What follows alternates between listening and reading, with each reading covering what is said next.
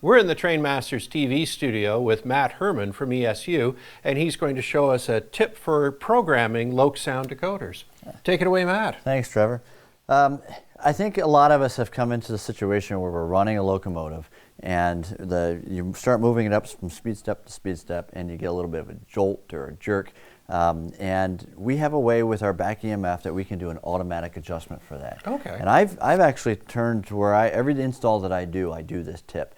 Before I do any speed matching, before I do any top end speed control, low ends, I always do this first because it just takes out any little, if there's a little nick in the gear or something like that, you get this little jolt or a little quick start to it. Right. It'll eliminate that. Nice. So. Okay, how does that work? So it's what we call, like I said, our automatic back EMF adjustment, or a lot of times it'll be referred to as the CV54 adjustment, because that's what we're going to do. We're going to adjust CV54.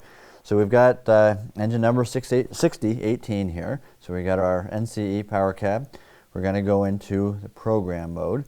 We are going to program on the main. Right. We're going to change CV number 54. Right. And we're going to set that to a value of 0. Okay. Now, as soon as that's been done, I want to escape out of here. Obviously, we didn't move anything. So how does it know how to adjust the motion of this locomotive and its back EMF? So now that I've set that CV, it's looking for a command of F1 to be pressed.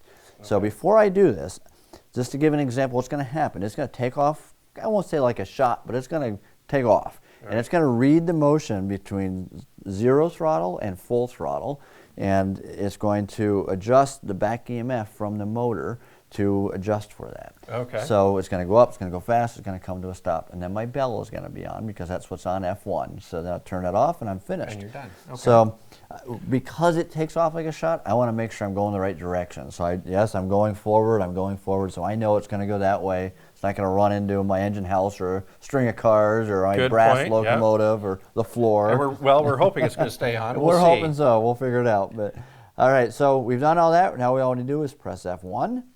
And it takes off like a shot, and it comes to a stop. My bell is on. Well, that was safe. Very, very.